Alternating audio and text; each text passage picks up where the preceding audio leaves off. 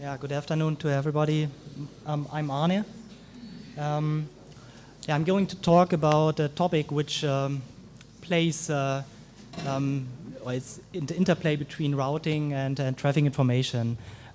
Probably all of you are familiar with the state of the art in, let's say, vehicular routing.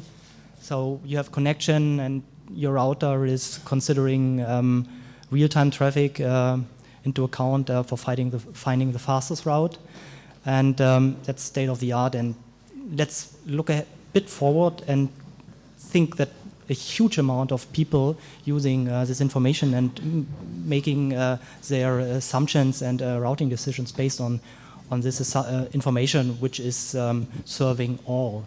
So the question is how the traffic situation changes by this kind of coordinated route decisions. And yeah, perhaps it's not the best idea to go with a swarm. The picture screenshot I chose here dates back some years from my university time. You easily recognize the academic content, not from the still up-to-date graphics, but the coffee mug is an important part here. It's an accelerometer visualizing the acceleration when you're driving, with an auto cleanup when it's spilled.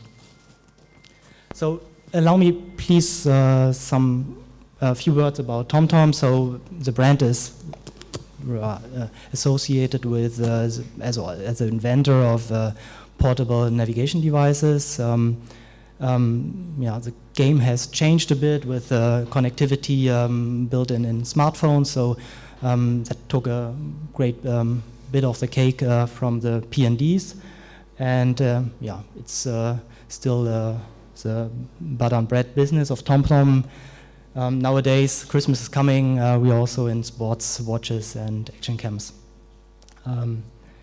So in Berlin, it's quite back office. We grew over the last years. So I joined 4 years ago in the traffic information unit. And I think we doubled staff size. So we have a nice location here. Now we are on 2 floors in this trap tower. And probably, the sign or the roof will be changing next year, hopefully. So what is live traffic and useful for dynamic navigation? Nearly every provider works in the same way. So what the service provider offers to a routing machine is whether up-to-date incidents, so-called traffic jams, or actual road blockages, or another flavor, relative speeds on some network aggregation. And how do we create this content? So this is done in the team I'm working with. We collect GPS data from really a large amount of devices. And map matching was also mentioned today. You have to project GPS fixes to the map for path finding and also for reliable speed estimations. And the next step then is what we call traffic fusion. You make a best estimation from all this data coming in, and typically, in simple words, instantaneous speed as a utility for routing. And last but not least, you have to deliver it back to the clients, whether for server-side routing or for client-side routing. Now the question I find personally interesting is how does it work together? So you have a feedback loop, so customers providing GPS data, we make a best estimation out of it, and then we report it back and influence their routing decisions.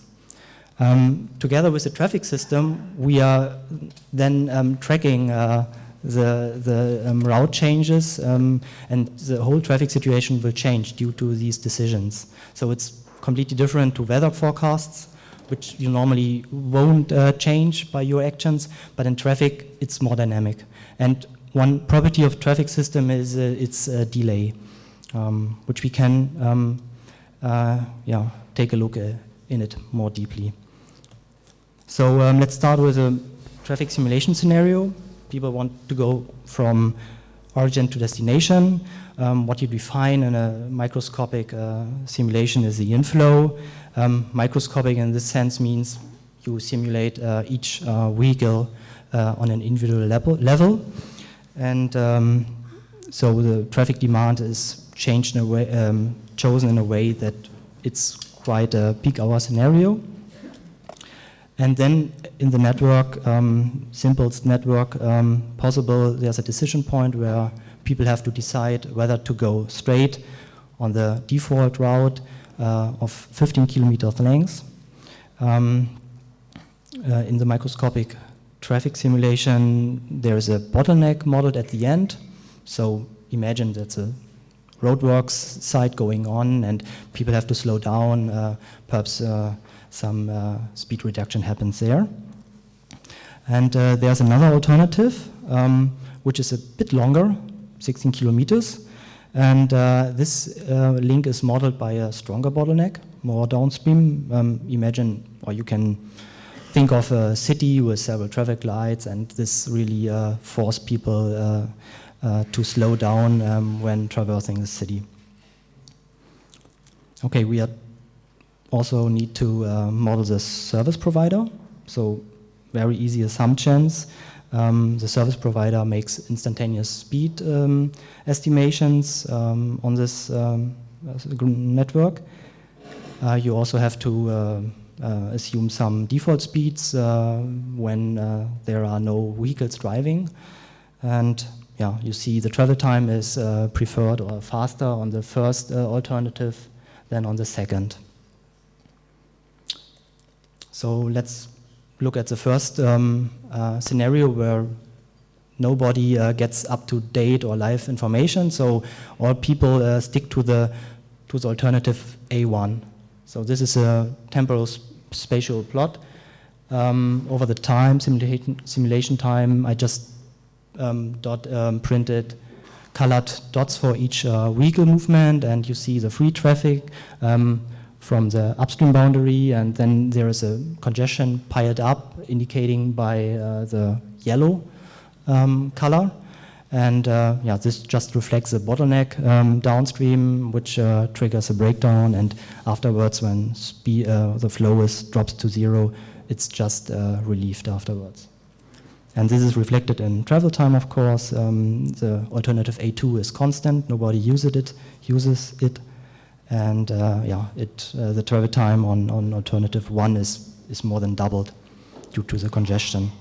So this changes when you now equip some percentage, let's say 20% of the vehicles, take into account what the service provider reports as actual speed. And you have now a load balancing somehow, that people finding the fastest route on the alternative A2. And this distributes flows, and the overall traffic speeds on both alternatives are lower than in the previous scenario.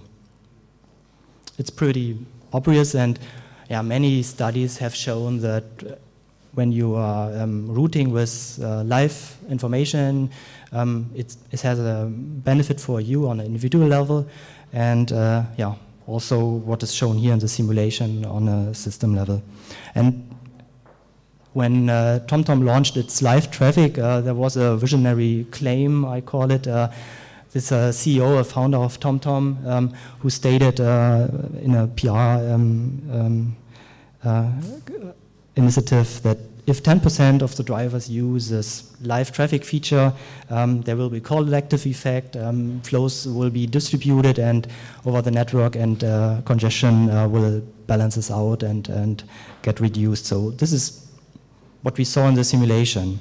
But this is not the full story. Think about the large amount of people now getting connected and obviously will use routing services. So what happens if we increase further the equipment levels? And yeah, the question is, the simulation in this scenario, I would like to call it a worst case scenario,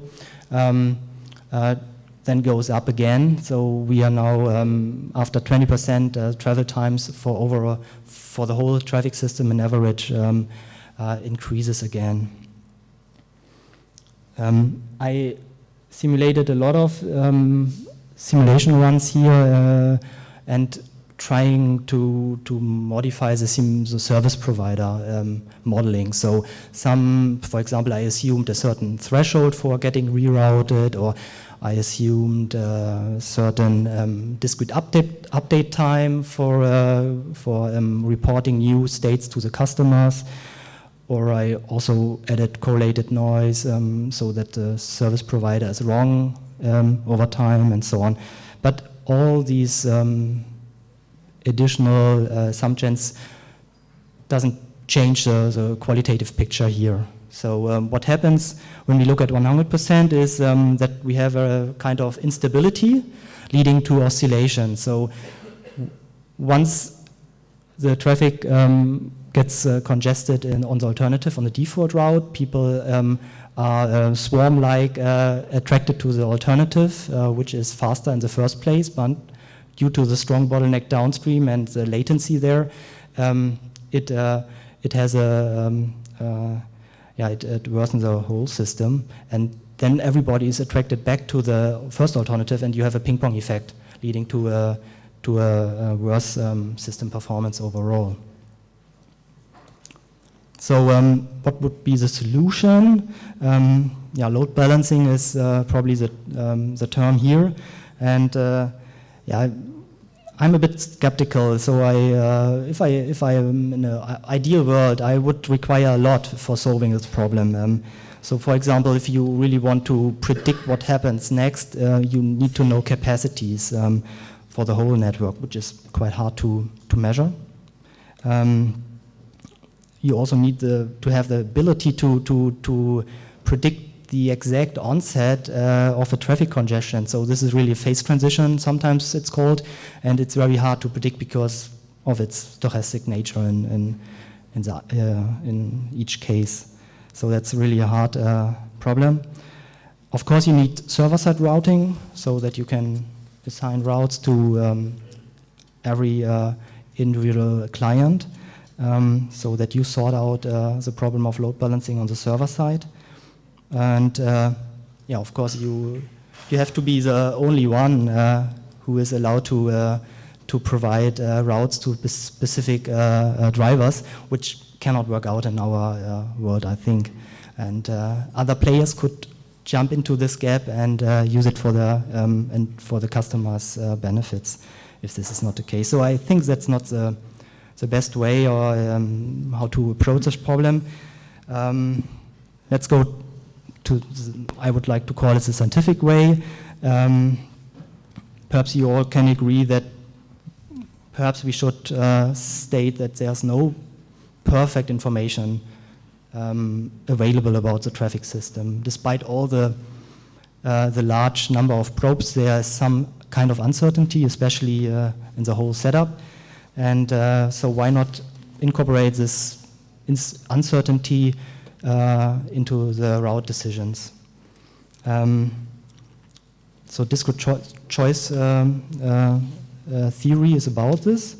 And for example, you can use a utility function like the travel time here and add a stochasticity for the individual drivers. And for example, if you have an uncertainty, so you say the instantaneous speed is uncertain on the level of 1 or 2 minutes, you just make a route choice based on this uncertainty. And this ends up in a distribution. So this is a utility function, and the route choice is now probabilistic. So for example, in an empty system, it starts with a 25% to 75% share, and then it develops over time, depending on the utility, and levels out. So this is how it works. And let's look finally at the overall picture. If you now vary the equipment percentage, and this kind of parameter, which we call uncertainty here. You can see the following dynamics. So, for example, we looked at the 0% equipment rate, the 20% equipment rate, and the 100% equipment rate with this instability here. But if you open up the route choice to make fuzzy decisions and distribute the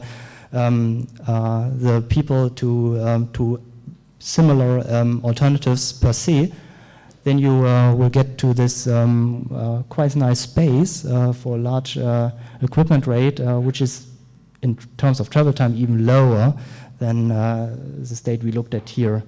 I find this quite interesting. I don't know if this is a realistic way to go. I'm more on the live traffic side, and I'm happy to get some feedback on this.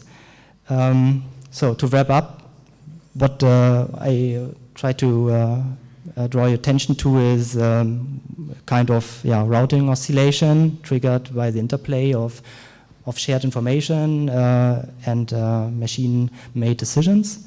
In a simple way, we already know this from radio broadcasters. So when I talked to people there, they told us when using our data, they sometimes do not broadcast an alternative recommendation at some certain spots because they know it has a really bad or disadvantaged consequence. But here now with the oscillations, it's even worse because you have a ping pong effect. I mean, perhaps we should also think about equipment percentage. So we are talking about one traffic situation for all. So every serious data service provider measures the same traffic state instantaneously. So you have to add up the share Google has on the drivers, Google here. So every portion is counted together. So a high user percentage is already there or will be realistic in the near future. So load balancing strategies might be a topic.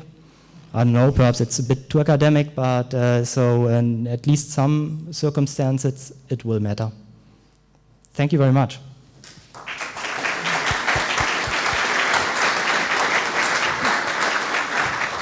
Thank you, Arne, for this inspiring talk. Are there any questions? Yeah, here on the... Jan has a question.